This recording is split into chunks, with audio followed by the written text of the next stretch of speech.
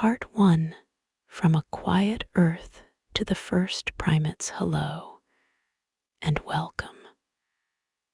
Before we begin, take a moment to get comfortable. If this video brings you a sense of calm, you're always welcome to like, subscribe, and return whenever you need a peaceful place to rest your thoughts. If you've been searching for something gentle, reflective, and quietly fascinating to help you unwind or drift toward sleep, you're in exactly the right space.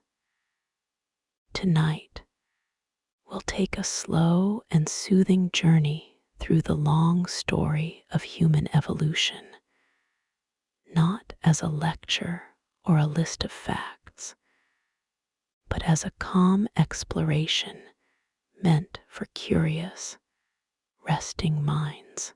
This story isn't told through loud moments or sudden twists. It unfolds gradually across deep time, shaped by small changes and patient forces. From tree-dwelling primates to toolmakers, firekeepers, and star watchers, it's a tale written in fossils and footprints, in ancient bones and strands of DNA stretching back millions of years. If you enjoy quiet science stories designed to help you relax or fall asleep, feel free to subscribe to the channel. It helps others discover this calm corner of science as well.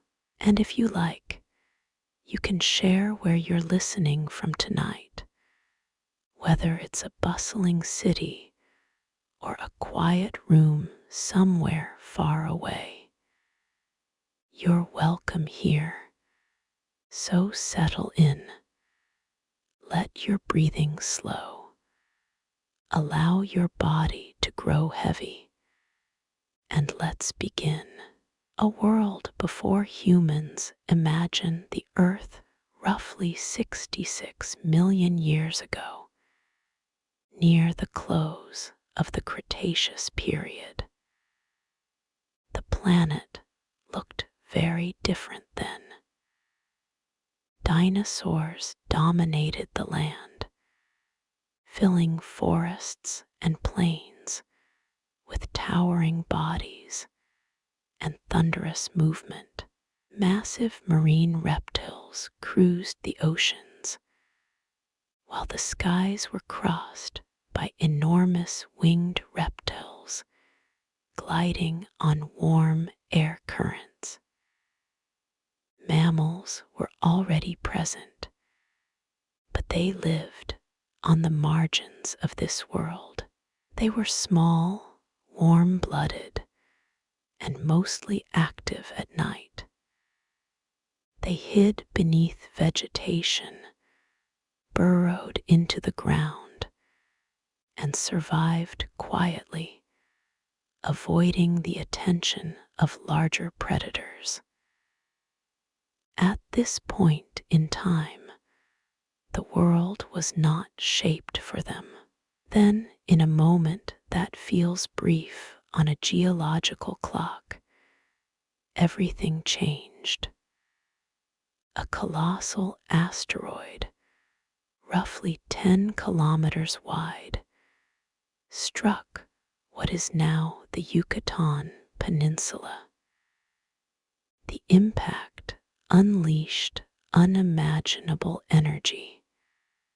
Forests burned, tsunamis raced across coastlines. Dust and debris filled the atmosphere, blocking sunlight and plunging the planet into a prolonged cold darkness.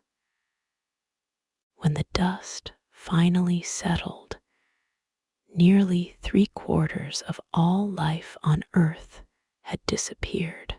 The age of dinosaurs came to an end, and in the vast ecological space left behind, a new chapter quietly began. The rise of mammals in the wake of that mass extinction. The world grew quieter. Ecosystems slowly reorganized.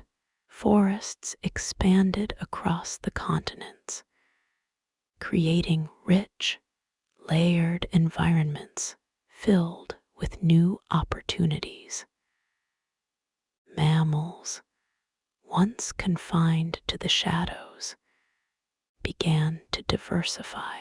Freed from competition with dinosaurs, they evolved into a wide range of shapes and sizes, filling ecological roles that had long been unavailable to them. Among these mammals were the earliest members of a group that would one day lead to us, the primates. The first primates, the earliest primates, appeared during the Paleocene and early Eocene epochs, roughly 55 to 60 million years ago. These were small, agile creatures adapted to life in the trees. Their bodies carried subtle but important changes. Their hands and feet could grasp branches securely. Their eyes faced forward, improving depth perception. Vision began to matter more than smell, allowing them to judge distances accurately as they leapt from limb to limb. These adaptations may seem modest, but they laid essential groundwork. Precise movement, coordination, and visual awareness became central to survival. Slowly, natural selection began to favor mental flexibility alongside physical ability.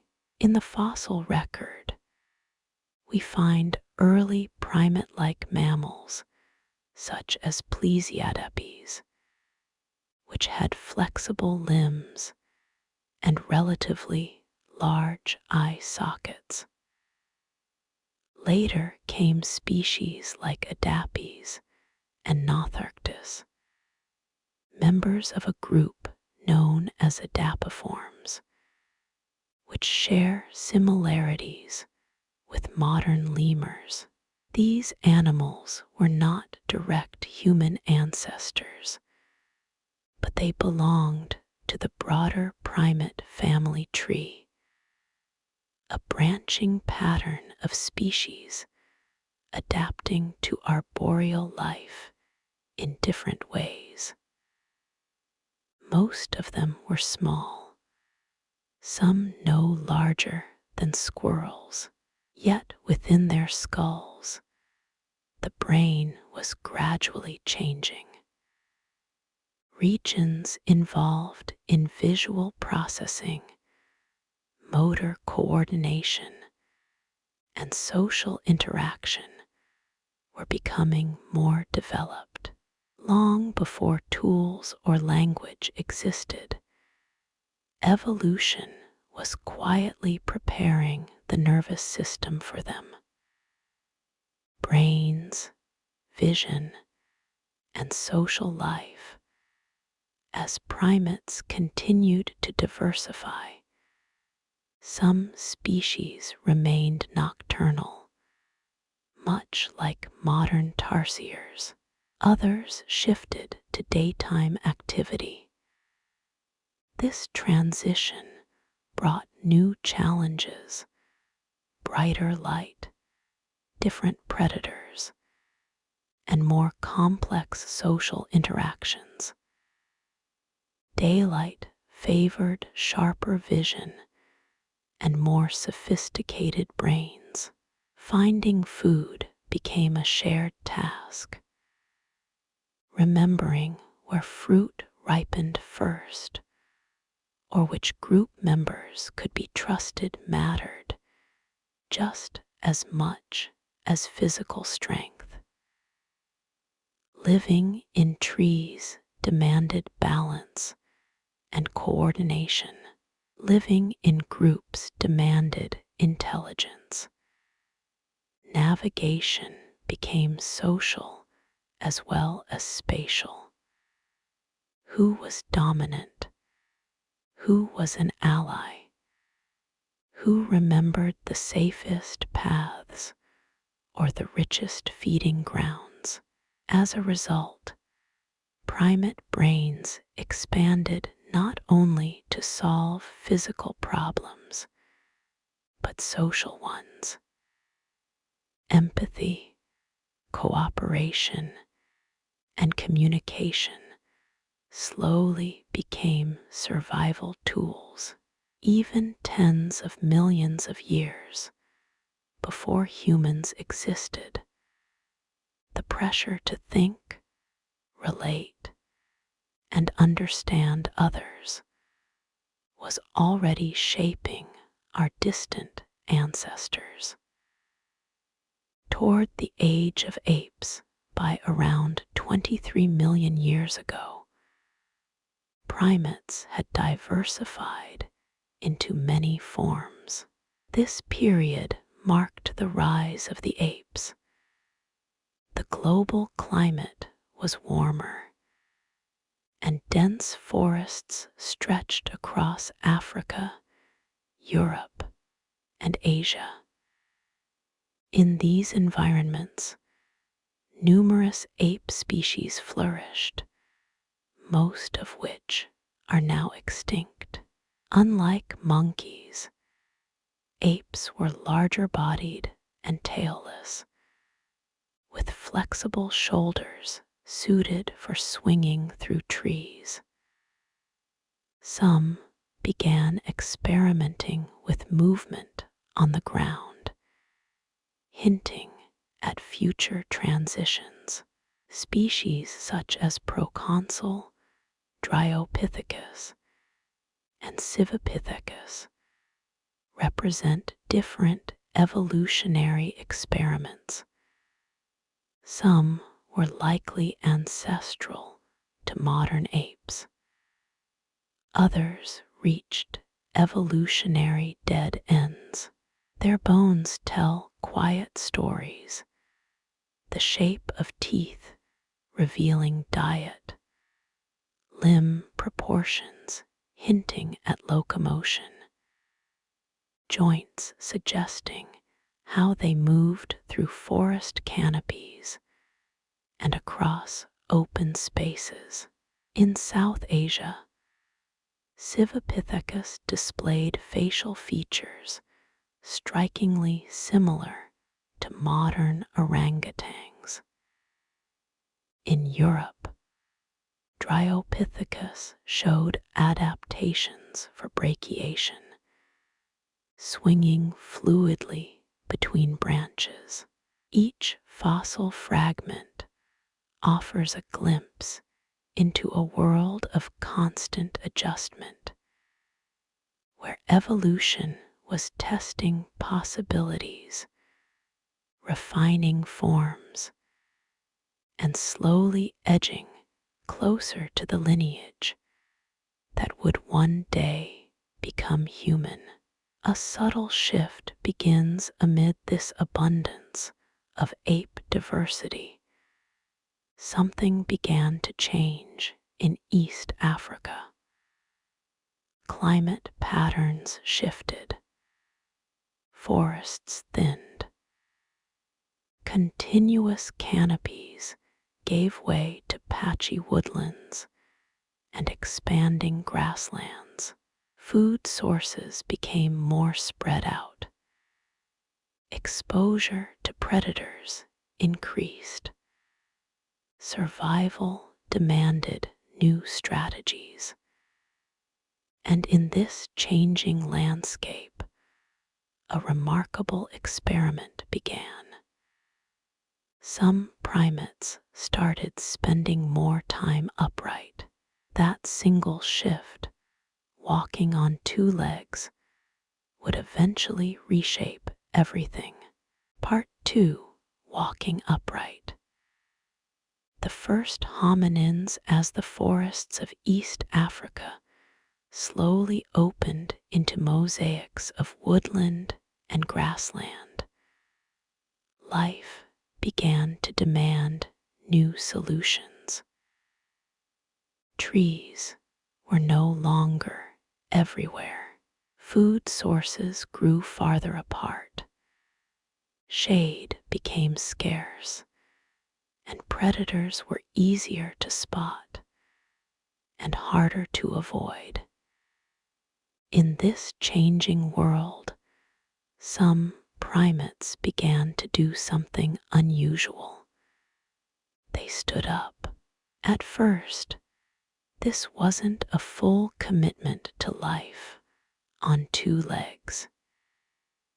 It may have begun with brief moments, rising upright to reach fruit, to peer over tall grasses, or to carry something valuable. But over countless generations, those moments added up. Slowly, unevenly, and imperfectly, upright walking became more common. This transition, known as bipedalism, is one of the most important shifts in the entire story of human evolution. Why walk on two legs? Walking upright offers surprising advantages. When the hands are freed from locomotion, they can be used to carry food, transport infants, or manipulate objects. Traveling on two legs also requires less energy over long distances, making it easier to move between scattered food sources. Standing upright reduces the amount of direct sunlight hitting the body during the hottest parts of the day, helping with temperature regulation. It also allows an individual to see farther across open terrain, spotting predators or opportunities well in advance. But bipedalism came with costs. Running speed decreased. Stress on the spine, hips, and knees increased. Childbirth became more complicated as pelvis shape changed. These trade-offs suggest that upright walking didn't evolve for a single reason. Instead, it likely emerged from a combination of pressures, environmental change, social behavior, diet, and movement, acting together over millions of years.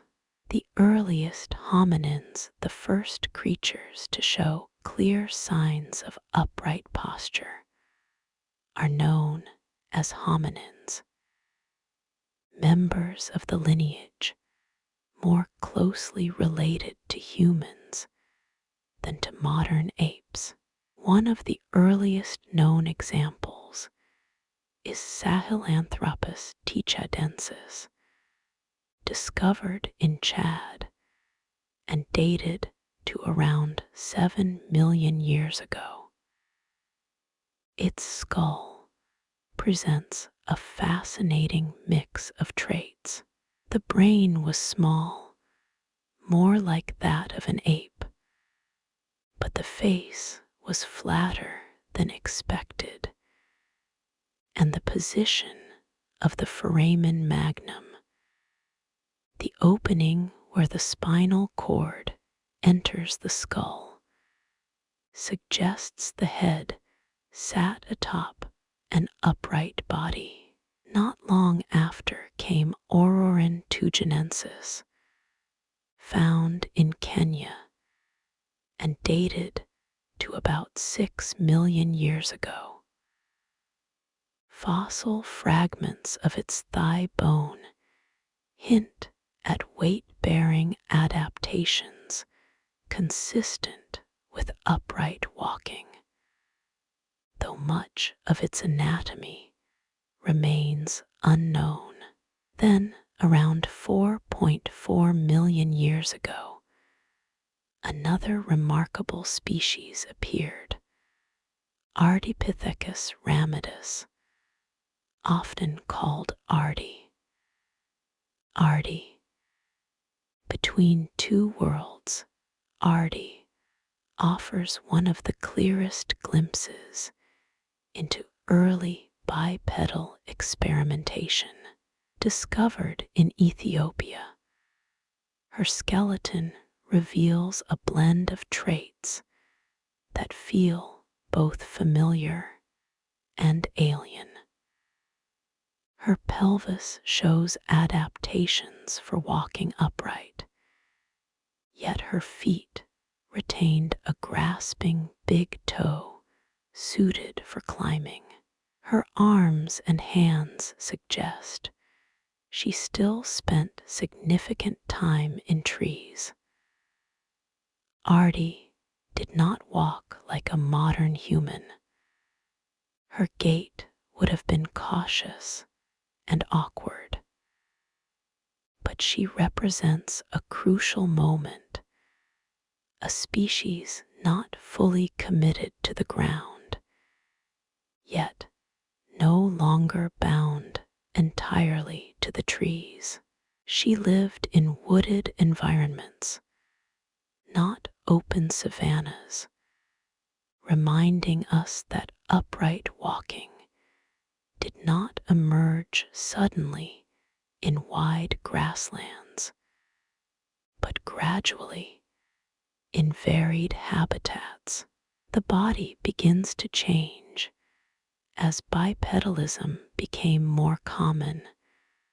The skeleton responded.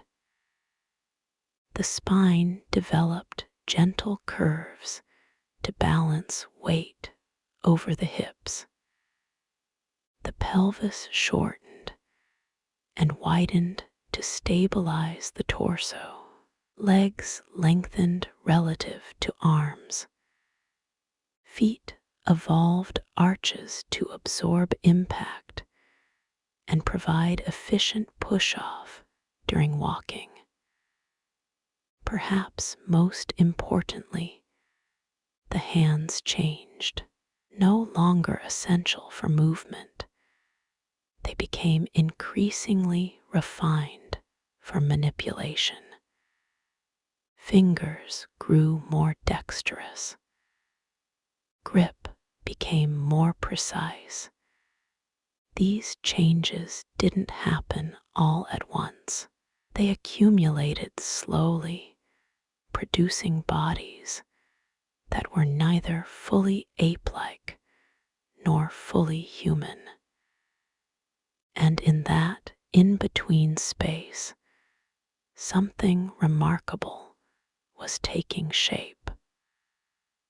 Australopithecus, fully upright, still climbing by around 4 million years ago, a new group of hominins appeared, Australopithecus. These early human relatives were fully bipedal on the ground, yet still retained many features suited for climbing.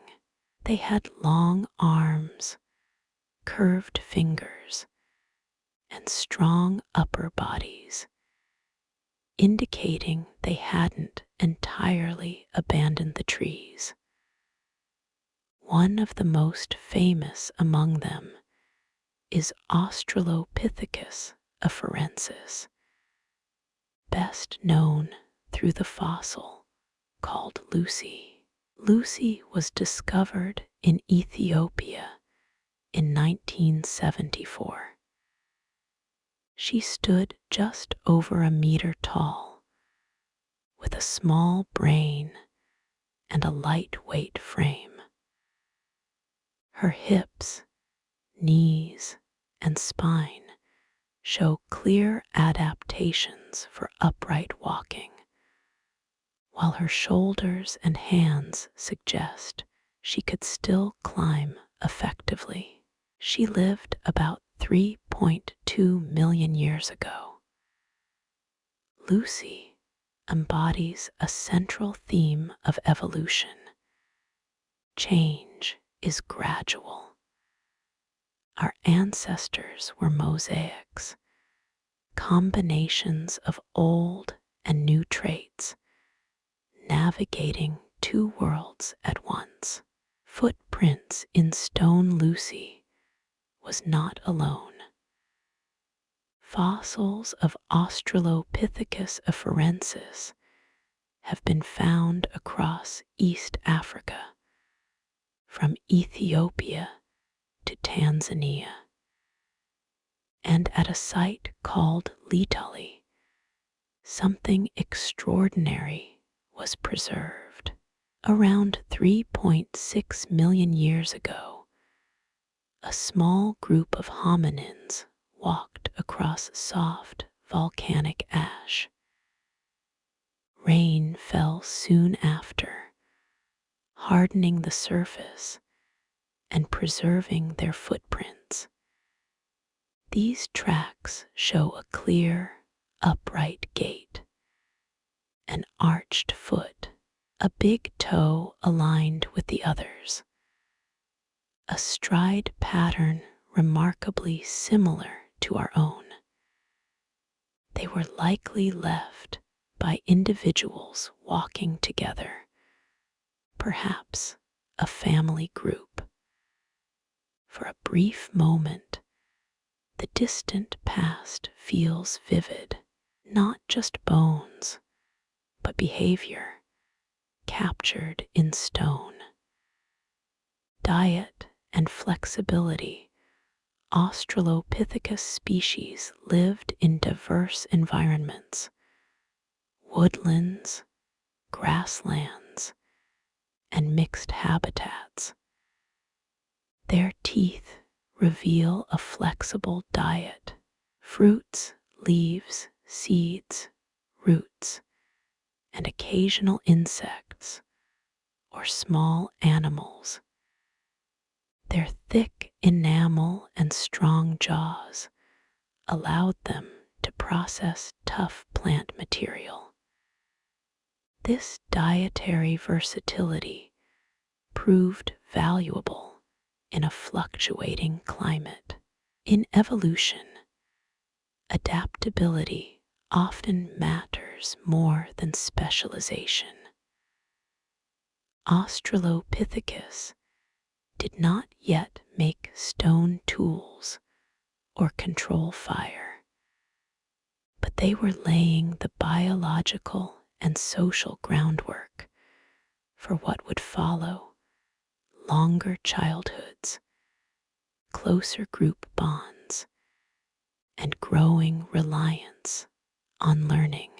A subtle shift in the fossil record around 2.8 million years ago.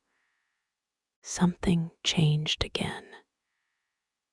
In the same regions once inhabited by Australopithecus, fossils began to appear that looked slightly different.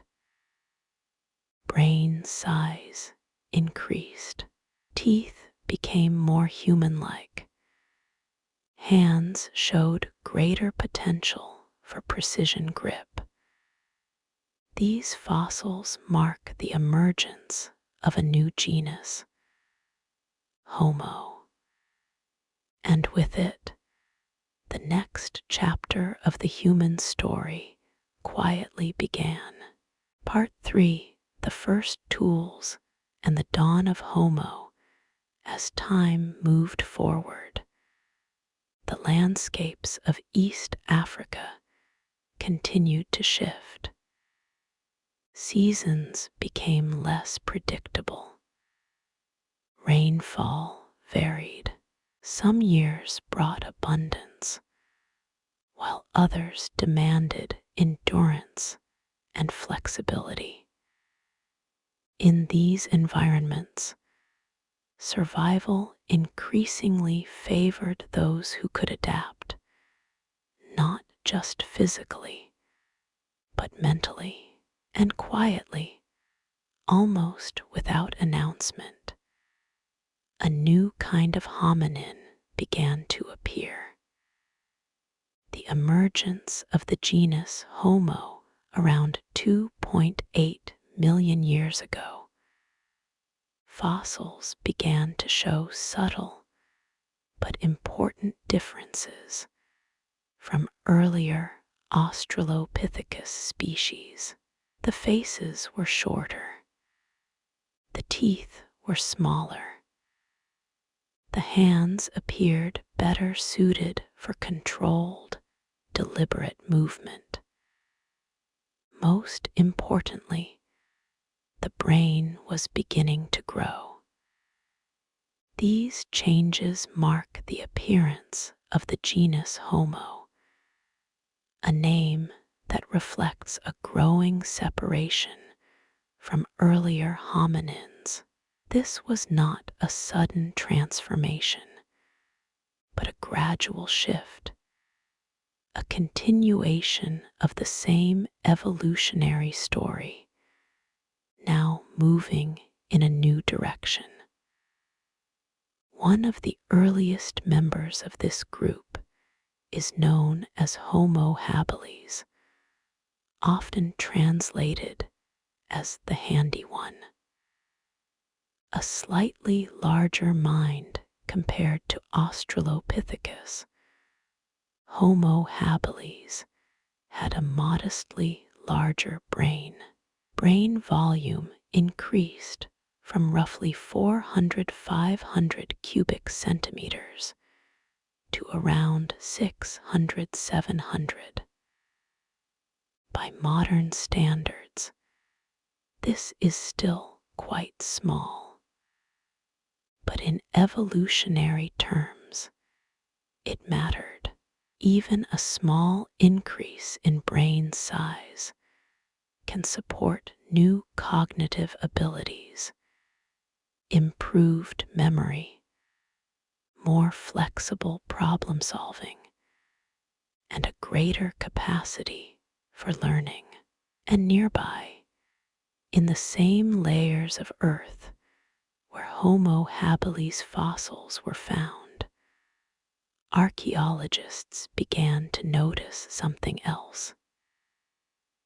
The first stone tools scattered among ancient sediments were broken rocks, not random, but intentionally shaped. These were the earliest known stone tools. They were simple by later standards. Sharp flakes struck from a stone core, leaving cutting edges capable of slicing through meat, scraping hides, or breaking plant fibers.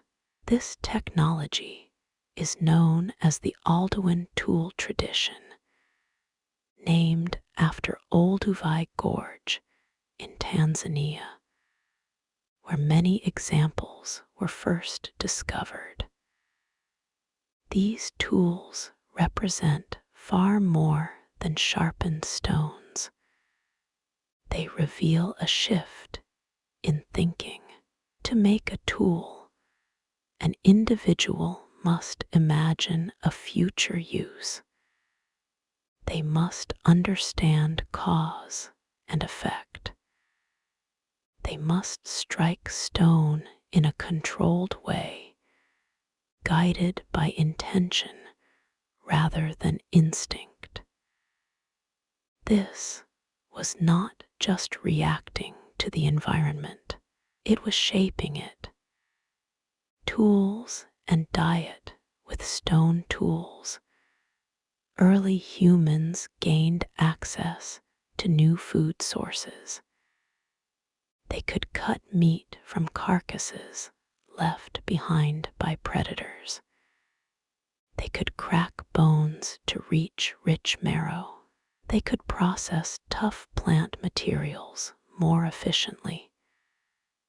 This shift mattered deeply. Animal foods are dense in calories and nutrients. A richer diet provided more energy, and energy fuels the brain.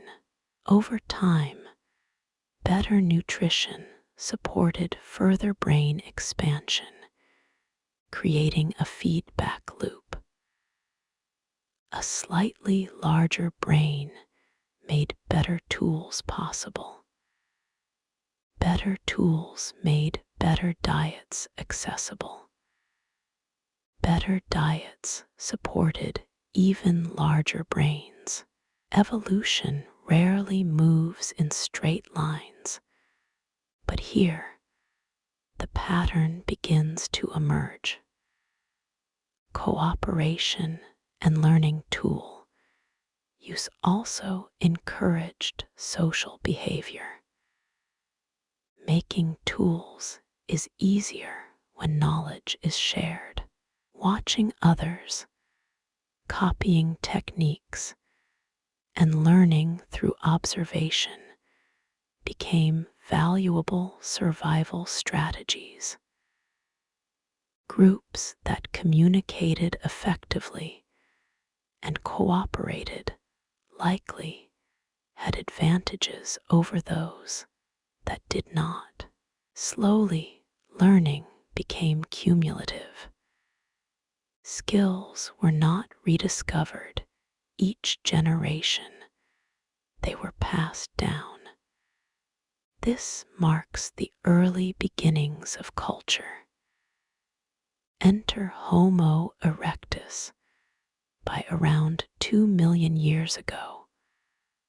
Another hominin appeared, one that would change the course of human history more dramatically than any before. Homo erectus.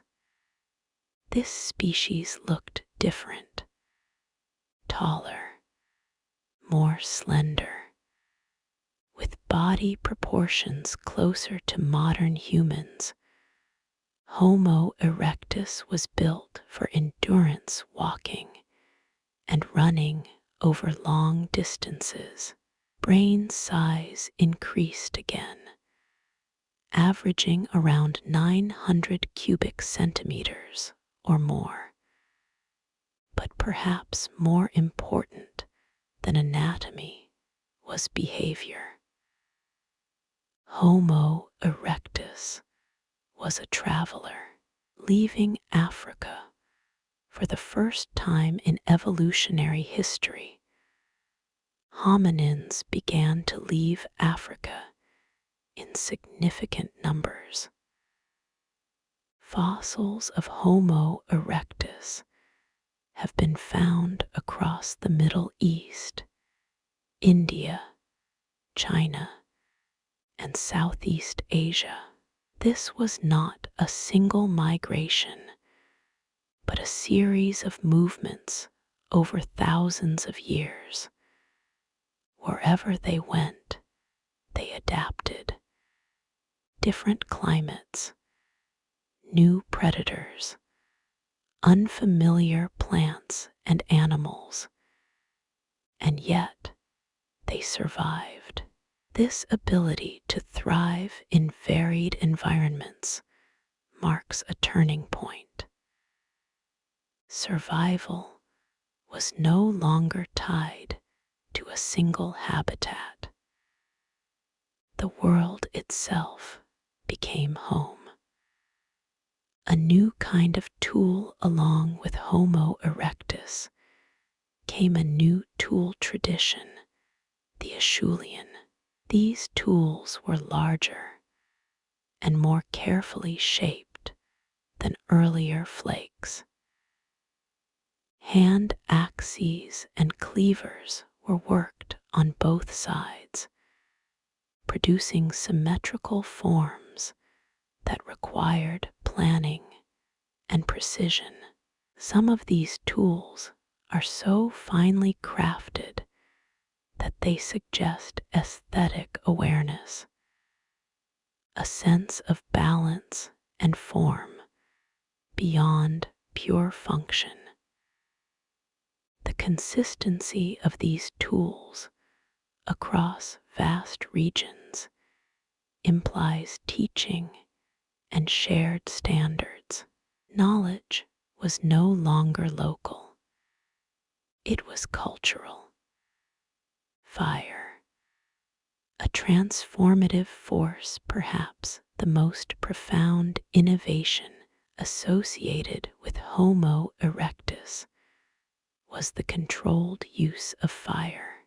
Evidence from sites in Africa, Asia, and Europe suggests that early humans were using fire as early as 1.5 million years ago.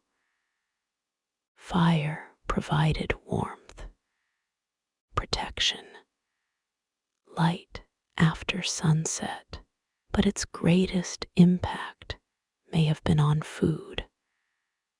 Cooking breaks down tough fibers, kills parasites, and unlocks calories. It reduces chewing time and digestion effort.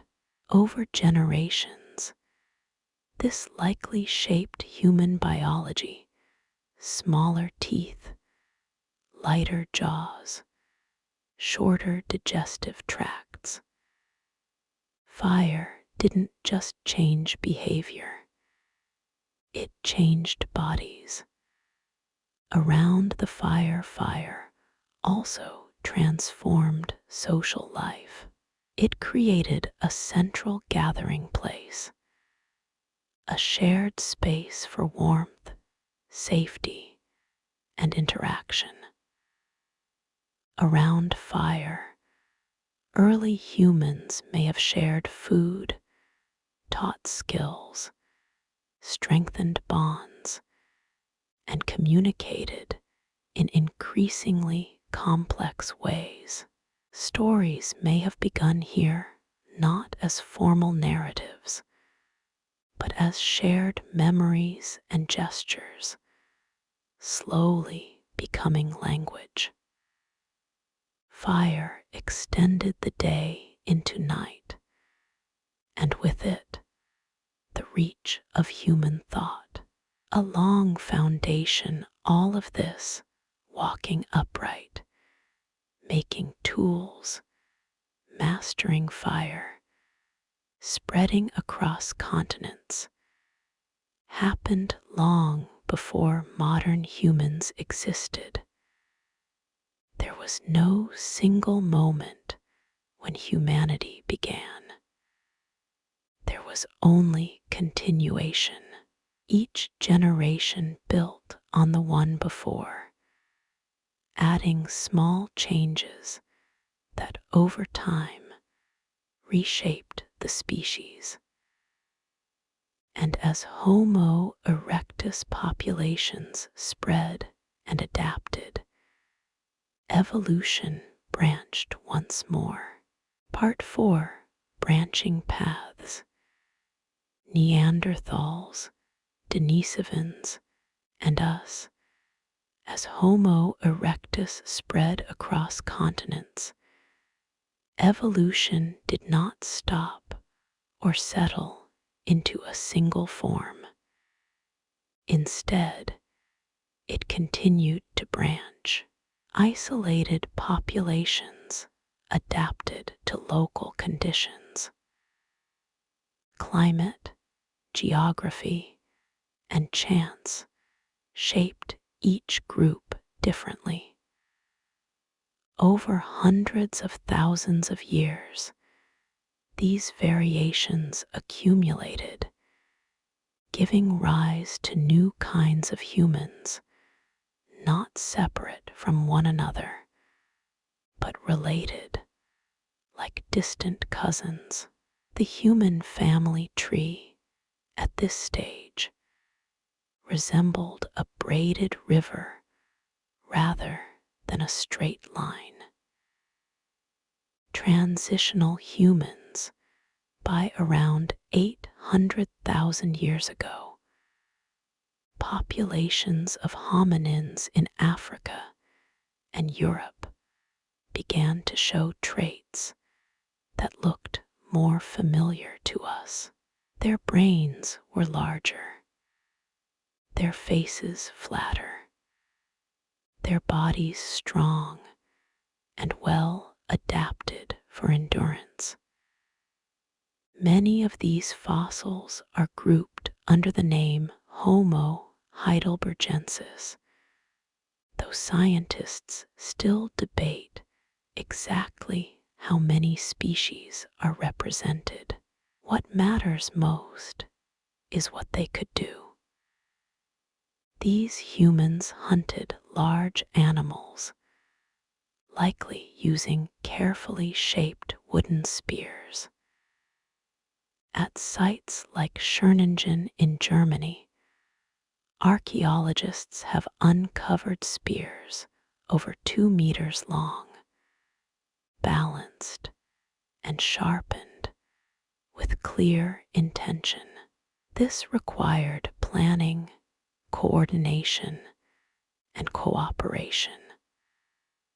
Hunting large game is not an individual task. It demands communication, shared timing, and trust. Growing minds the average brain size of these transitional humans reached over 1,200 cubic centimeters, approaching modern human levels. With this expansion came enhanced memory, foresight, and social complexity.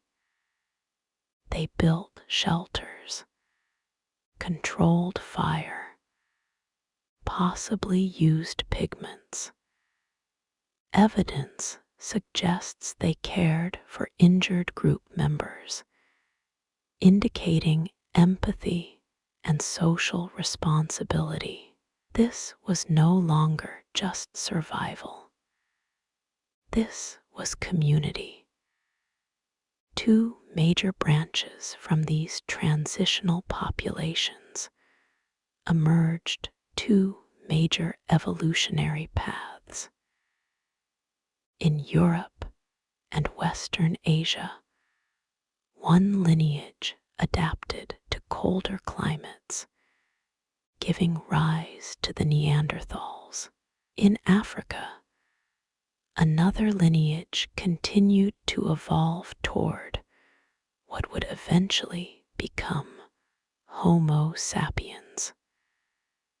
For a long time, these groups developed separately, shaped by different environments and challenges, but they were never completely isolated. The Neanderthals appeared around 400,000 years ago. They were powerfully built, with stocky bodies, broad chests, and large noses adapted for warming cold air. Their skeletons reflect strength and resilience. They lived through ice ages, hunted large animals such as mammoths and rhinoceroses, and made sophisticated stone tools. Far from being simple or brutish, Neanderthals demonstrated complex behavior. They buried their dead. They used pigments. They crafted ornaments. They cared for injured and elderly group members. Their brains were as large as, or even slightly larger than ours. They were not failures. They were another successful expression of humanity. A hidden cousin, the Denisovans, while Neanderthals occupied Europe and Western Asia. Another human group lived farther east. We know them as the Denisovans. They are known mostly from a few bones and teeth discovered in Denisova Cave in Siberia, along with genetic evidence. Despite the scarcity of fossils, DNA tells us they were widespread across Asia and contributed genetic material to modern populations, particularly in Oceania and parts of Southeast Asia. This discovery reminds us how much of the human story remains hidden, preserved not in stone, but in genes. The first Homo sapiens, meanwhile, in Africa, the lineage leading to modern humans, continued to change. The earliest fossils clearly attributed to Homo sapiens date to around 300,000 years ago. They were found at a site called Jebel Irhoud in Morocco. These early humans had a mix of traits. Their faces were relatively flat, their brain cases large, their limbs slender, but they still retained some archaic features, such as pronounced brow ridges and elongated skull shapes. Evolution does not produce finished forms instantly. It refines. A Pan-African origin rather than emerging from a single isolated population. Evidence suggests that Homo sapiens arose through a network of interconnected groups spread across Africa. This idea, known as the Pan-African model, proposes that traits associated with modern humans evolved gradually through gene flow and movement between populations, from forests to deserts, highlands to coasts. Early Homo sapiens adapted to a wide range of environments. Diversity was present from the very beginning. Behavior before brilliance. Although early Homo sapiens had brains as large as ours, their behavior did not immediately look modern. They used stone tools. They hunted cooperatively. They gathered plants. But clear signs of symbolic expression, art, ornamentation, abstract thinking, were still developing. These abilities would emerge slowly, shaped by social complexity, communication, and shared learning, not alone for tens of thousands of years, Homo sapiens shared Africa and parts of the world with other hominins. We were never alone. And when modern humans eventually left Africa, they encountered their relatives. Sometimes they competed. Sometimes they cooperated. And sometimes they interbred. Interwoven lineages, genetic evidence reveals that most people outside Africa today carry small amounts of Neanderthal DNA. In parts of Asia and Oceania, Denisovan genes are also present.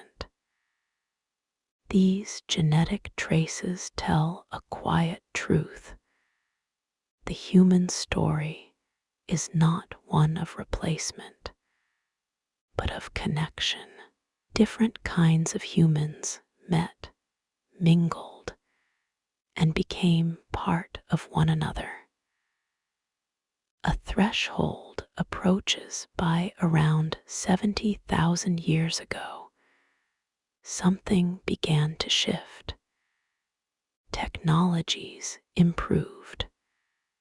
Social networks expanded. Symbolic thinking deepened. A threshold was approaching, not a sudden leap, but a gradual accumulation of cognitive and cultural change. Soon, Homo sapiens would begin to spread across the planet in unprecedented ways, and with that movement, the world would never be the same. Part 5: The Great Migration and the Awakening of Culture as the African landscape shifted once again. Something subtle but powerful was taking place within the human mind. Knowledge accumulated, skills improved, social bonds grew more complex. By around 70,000 years ago, Homo sapiens stood at the edge of a profound transformation. Not because our bodies changed dramatically, they did not, but because our way of thinking and sharing ideas began to deepen. Leaving Africa for tens of thousands of years, modern humans lived only in Africa. Then, slowly and in waves rather than a single journey, groups began to move outward. They followed coastlines, rivers, and familiar landscapes. They carried tools, stories, and memories. What triggered this expansion remains debated. Climate fluctuations may have opened migration corridors. Population growth may have encouraged exploration. Cultural innovations may have made long-distance travel safer. Whatever the cause, humans began to spread. First into the Middle East, then into Asia, eventually into Europe and beyond, meeting other humans as Homo sapiens expanded. They encountered other hominins who had lived in these regions for hundreds of thousands of years. In Europe and Western Asia, they met the Neanderthals. These encounters were not purely hostile. Archaeological and genetic evidence shows periods of coexistence, cultural exchange, and interbreeding. Today, people of non-African ancestry carry small traces of Neanderthal DNA, silent witnesses to ancient meetings. In parts of Asia and Oceania, Denisovan genes remain as well, contributing to traits such as high-altitude adaptation. The spread of humans was not a simple replacement. It was a blending, a cognitive bloom around 50,000 years ago. Something remarkable appears in the archaeological record. Artifacts begin to change rapidly. Tools diversify. Symbolism emerges. This period is often described as a cognitive or cultural flowering, not because intelligence suddenly appeared, but because it became visible. Ideas began to leave lasting marks, symbols made real in Africa. Archaeologists find pierced shells used as beads, likely worn as personal ornaments. Pieces of ochre engraved with geometric designs appear at multiple sites. These markings had no obvious survival function. They were expressions of identity, memory, belonging. In Europe, shortly after modern humans arrived, cave walls came alive. At places like Chauvet and Lascaux, animals were painted with extraordinary detail. Horses in motion, lions in pursuit, mammoths etched in shadow and light. Hands were stenciled onto stone, reaching across time. Similar artworks appear in Indonesia, where red pigment paintings depict wild pigs and human-animal hybrids. These were not decorations. They were stories. The rise of shared, meaning symbolic expression marks a turning point in human evolution. Ideas were no longer confined to memory or speech.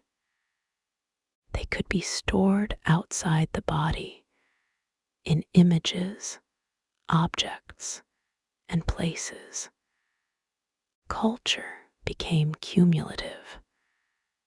Knowledge could grow across generations instead of being lost when individuals died.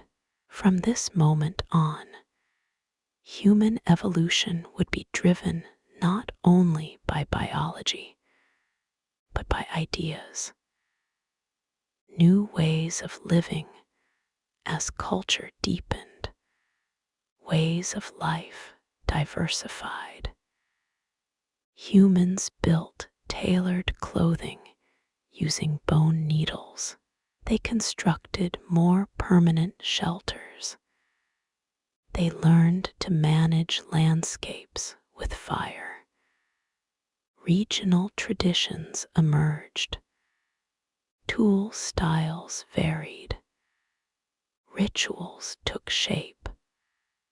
Burials became more elaborate, suggesting beliefs about death, memory, and perhaps an afterlife.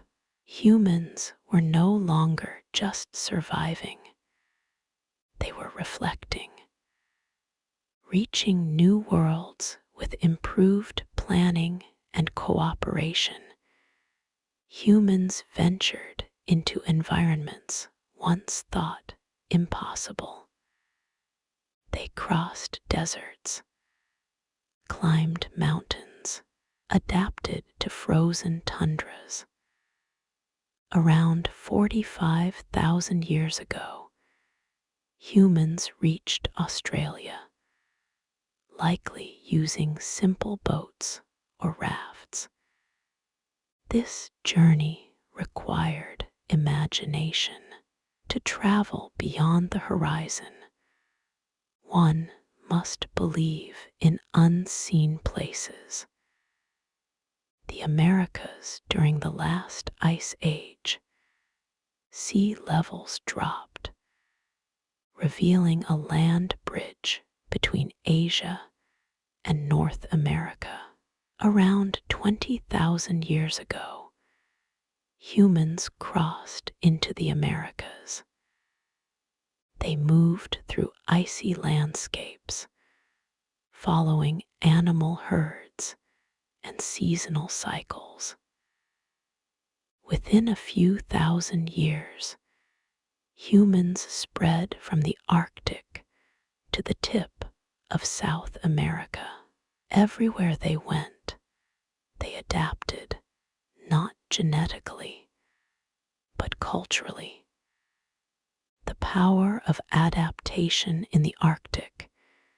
Humans mastered insulation, hunting seals and caribou, crafting tools from bone and ivory.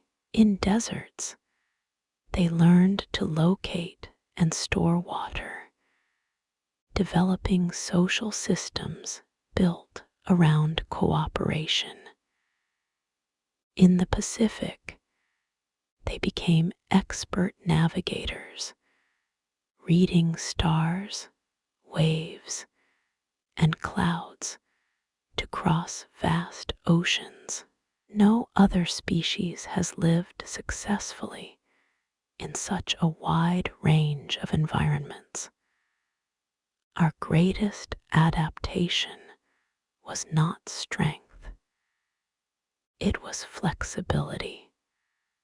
One species, many stories despite cultural diversity. Humans remained one species. Language, art, tools, and belief systems varied, but the underlying cognitive structure stayed the same. We learned from one another. We told stories. We imagined futures. For most of our history, humans lived as hunter-gatherers, mobile, small-scale, deeply connected to the land.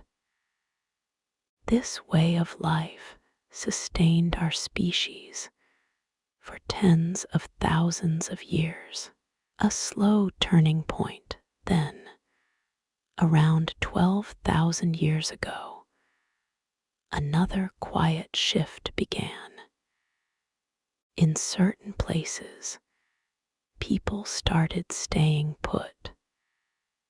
They returned to the same locations year after year, river valleys, lake shores, fertile plains. They noticed patterns. Seeds grew where they fell. Animals returned to familiar paths. And slowly, deliberately, humans began to intervene. Part 6, Seeds, Settlements, and the quiet revolution for most of human history. Movement was a way of life. People followed the seasons, tracked animals, and gathered plants as they ripened.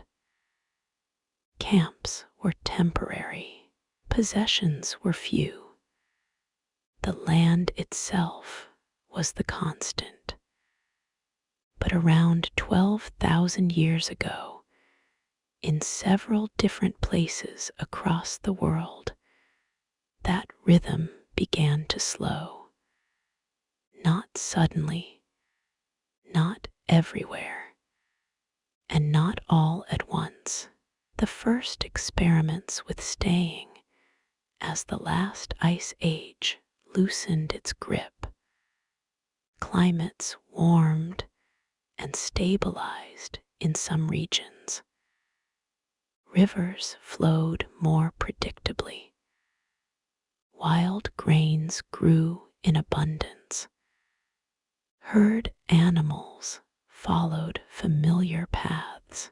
In places like river valleys and fertile floodplains, people began to return to the same locations again and again. They learned the land intimately. They noticed that seeds scattered near camps sometimes sprouted the following season. They observed that certain plants were easier to harvest, certain animals easier to manage.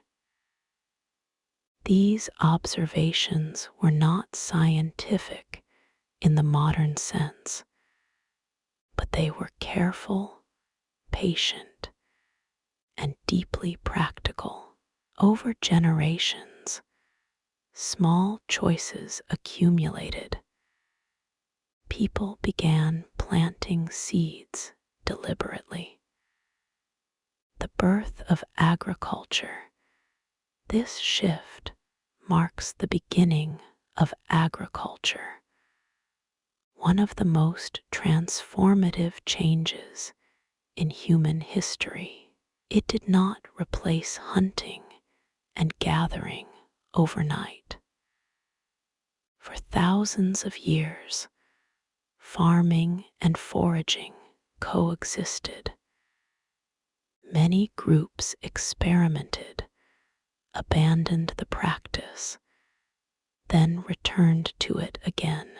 But where agriculture took hold, it changed everything. The earliest well-documented center of farming emerged in a region known as the Fertile Crescent, stretching across parts of modern-day Iraq, Syria, Turkey, and Iran. Here, people domesticated wheat and barley, along with lentils, peas, and flax. Goats and sheep were among the first animals brought under human control, followed later by cattle and pigs.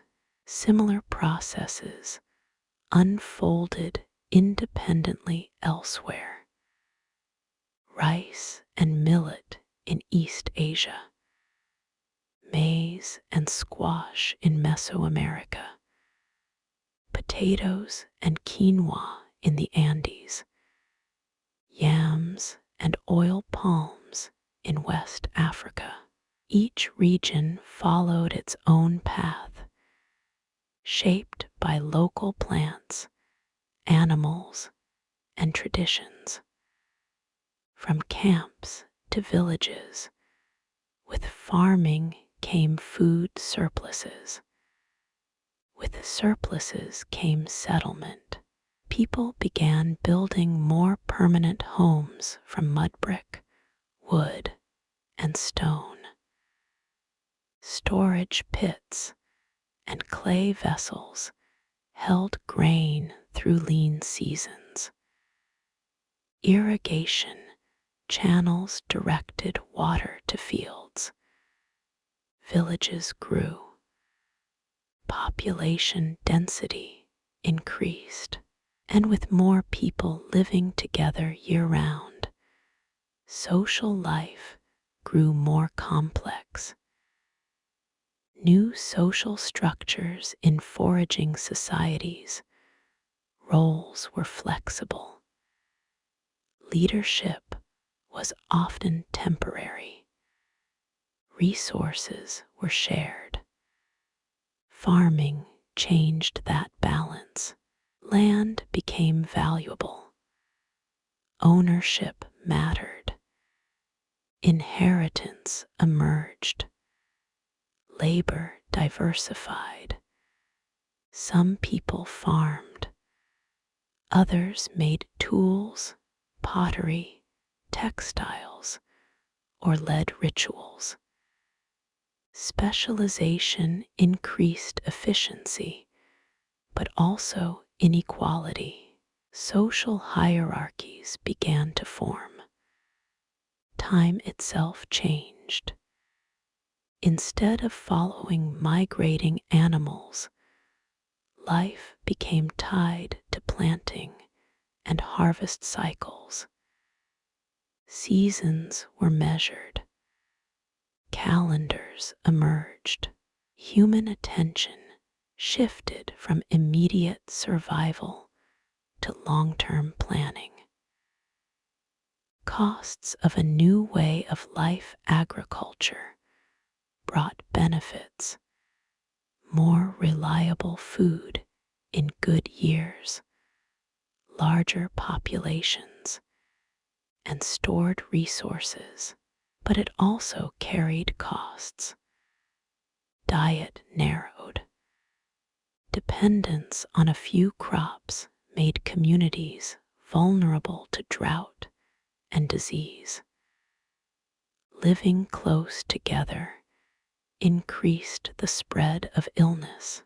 Skeletons from early farming communities often show signs of malnutrition, dental problems, and physical strain. In many ways, farming was harder than foraging, and yet, once societies crossed a certain threshold, there was no going back. Cultural evolution accelerates, though biological evolution continued slowly. Something else began to accelerate.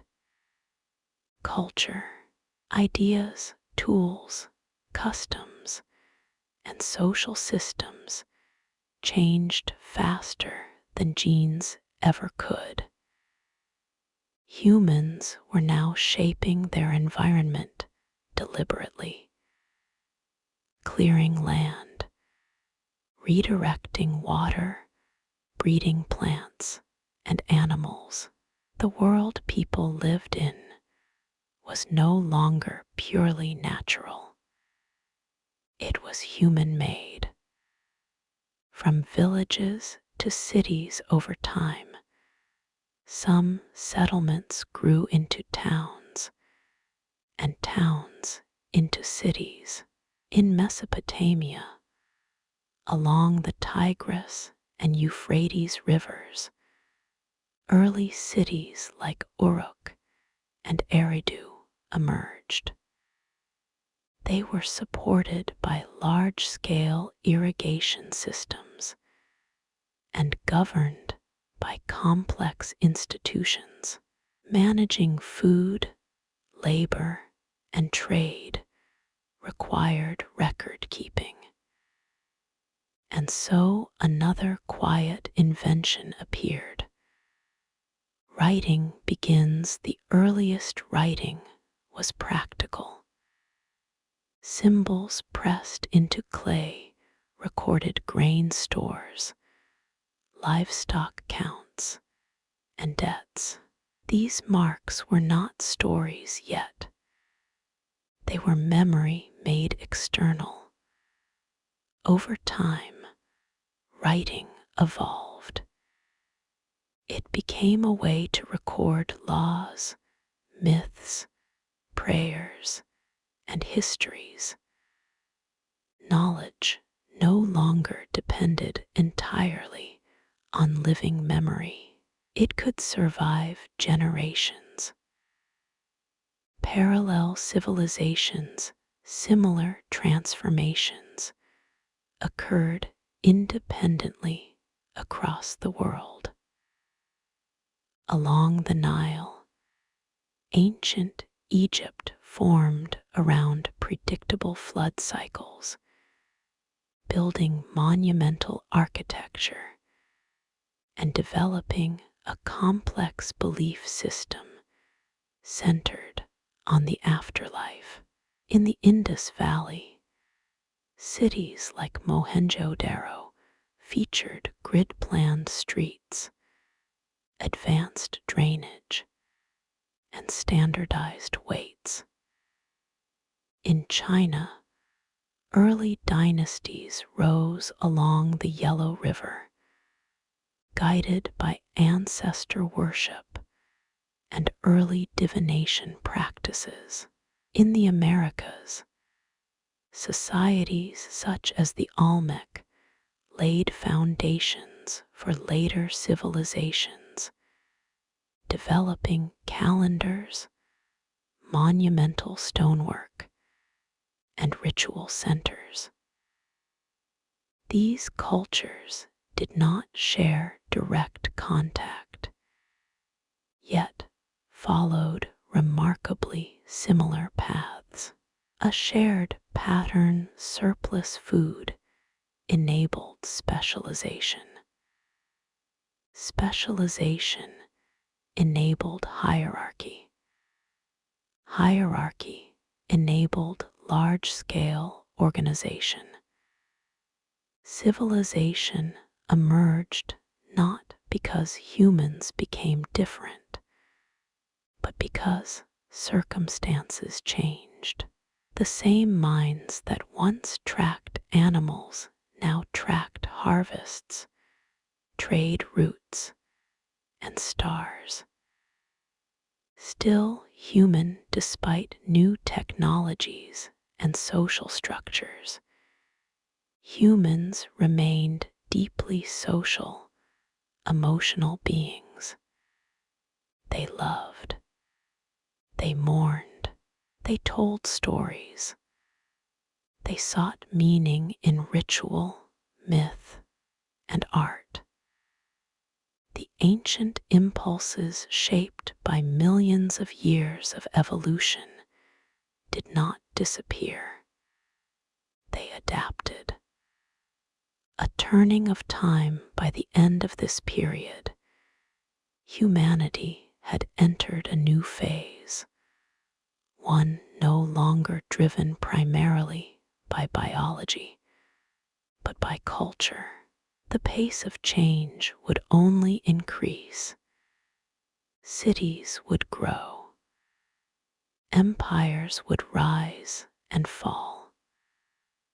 Ideas would spread farther and faster than any migration ever could. And still, beneath it all, the ancient story continued, written in our bodies, our instincts, and our need to understand where we came from. Part 7: Empires, Ideas, and the Acceleration of Culture. As villages expanded into towns and towns into cities, human societies reached a scale never seen before. Thousands, then tens of thousands of people lived together, bound not only by kinship, but by shared rules, beliefs, and systems. In places like Mesopotamia, rulers emerged who claimed authority from the gods. Ziggurats rose from the earth, serving as both religious centers and symbols of organized power. Food surpluses supported scribes, priests, artisans, and soldiers. For the first time, human life was shaped by institutions larger than any single individual. Writing, memory, and power writing transformed how societies functioned. Laws could be recorded, trade could be tracked, knowledge could outlast a human lifetime. At first, writing served bureaucracy, but gradually it became something more. Stories were written down, myths took permanent form, poetry and philosophy appeared. Human thought gained a new dimension, one that extended beyond spoken memory. Parallel worlds of thought across the world. Civilizations rose independently, yet followed strikingly similar paths. In Egypt, belief in the afterlife shaped monumental architecture. Pyramids were built not just as tombs, but as bridges between worlds. In the Indus Valley, carefully planned cities reflected a culture focused on order and balance. In China, philosophical traditions like Confucianism and Taoism explored harmony, ethics, and humanity's relationship with nature. In the Americas, civilizations such as the Maya developed calendars, astronomy, and mathematics, mapping time itself. Though separated by vast distances, these cultures all asked the same questions. Who are we? Where did we come from? How should we live together? From myth to reason over time, some societies began to explain the world not only through myth, but through observation. In ancient Greece, thinkers like Aristotle and Plato explored logic, nature, and ethics. In India, complex systems of philosophy examined consciousness and reality. In the Middle East, scholars studied mathematics, astronomy, and medicine. This gradual shift laid the groundwork for science, a new way of understanding the world through evidence and reason. Culture was no longer just inherited, it was questioned. Crescent Moon Part 8, The Modern World and an Ancient Mind as Centuries Passed.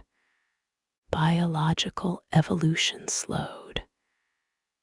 The human body changed little, but culture exploded. In a geological blink of an eye, humans developed metallurgy, navigation, printing, and industrial machines. Trade networks spanned continents. Knowledge multiplied. The invention of the printing press allowed ideas to spread faster than ever before. Literacy expanded. Revolutions followed. Humanity reshaped the planet. An engineered environment, cities grew dense. Technology altered daily life. Medicine reduced mortality. Agriculture became industrial. Natural selection still existed, but it no longer shaped us as strongly as culture did. We adapted the world to us, yet our bodies and minds remained rooted in a far older past. An evolutionary mismatch. Our stress responses evolved for predators, not deadlines. Our craving for sugar and fat comes from scarcity, not abundance.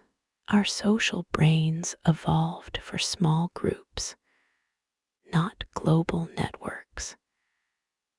This mismatch explains many modern struggles, anxiety, chronic illness, loneliness.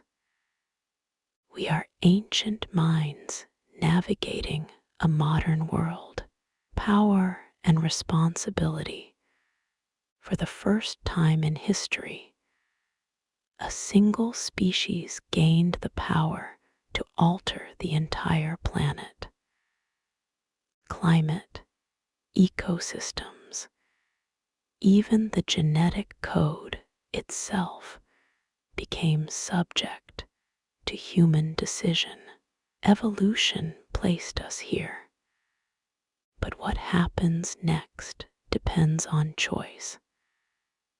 A new part, the future of an evolving species, as the long arc of human history stretches behind us. It also extends quietly forward. Evolution, after all, does not stop. It only changes its pace, its shape, and its tools. For most of our past, change came slowly. Bones shifted by millimeters over tens of thousands of years. Teeth shrank. Brains grew. Bodies adapted to climate, diet, and movement.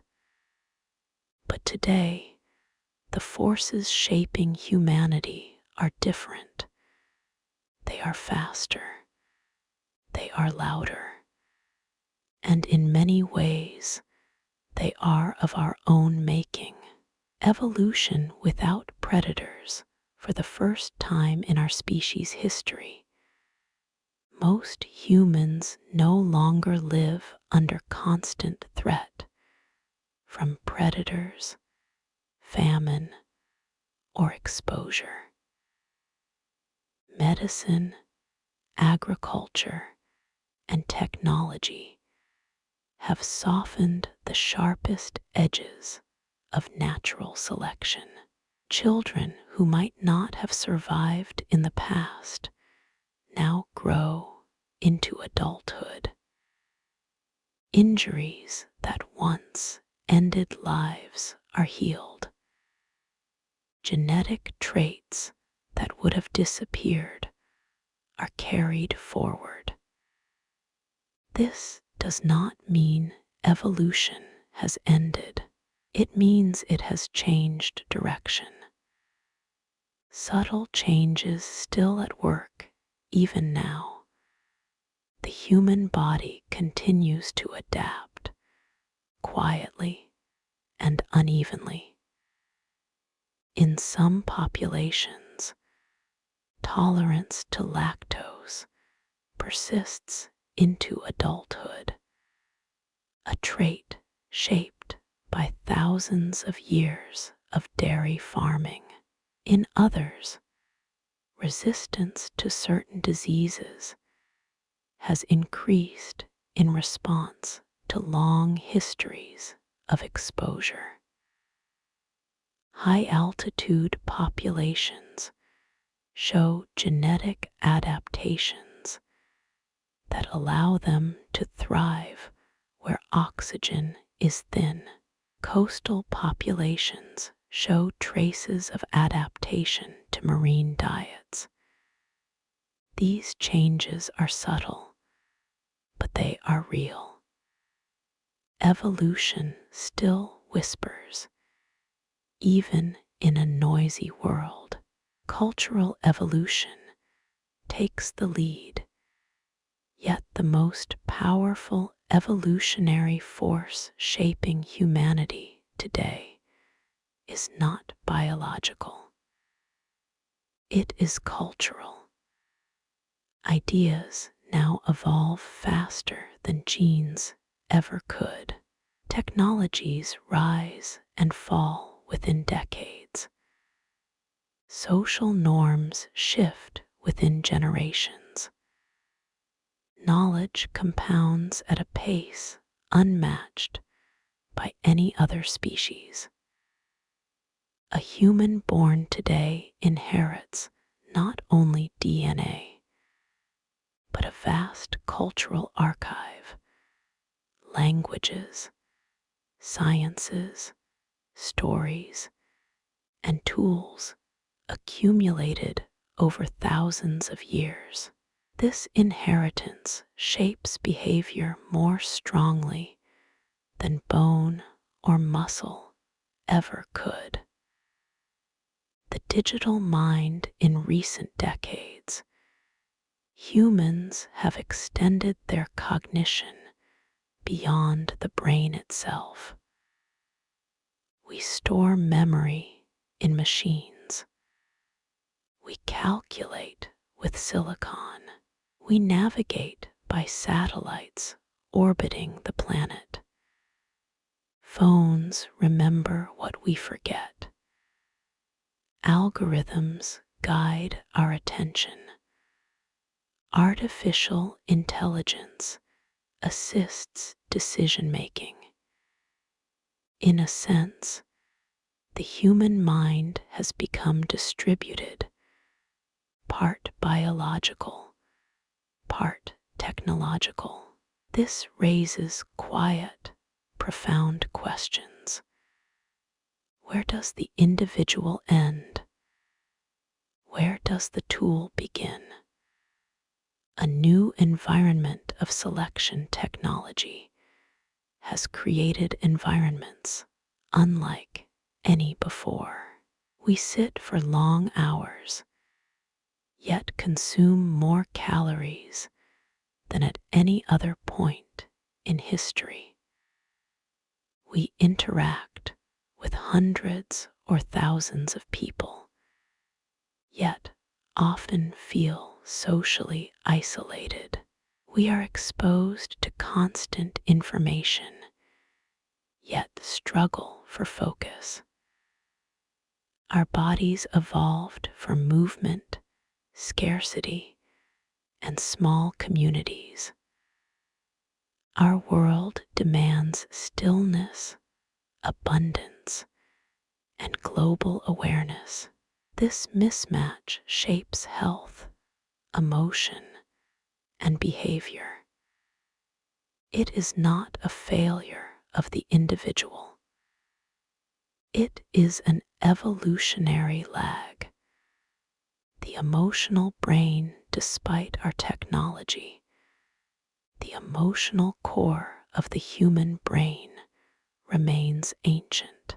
Fear still arises before logic. Belonging still matters deeply. Stories still move us more than statistics. These traits once kept small groups alive. They encouraged cooperation, empathy, and shared meaning. In a modern context, they can also be exploited by misinformation, by social division, by systems that reward outrage over understanding. The challenge of our time is not intelligence. It is wisdom, conscious choice as an evolutionary force. For the first time, a species can reflect on its own evolution. We can map our genome. We can edit genes. We can alter ecosystems. This power brings responsibility. The future of humanity may depend less on what traits survive and more on what values guide our decisions. Cooperation or competition, sustainability or extraction, curiosity or fear. These are no longer abstract ideas. They are selective pressures. The long view from the perspective of deep time, modern civilization is astonishingly young.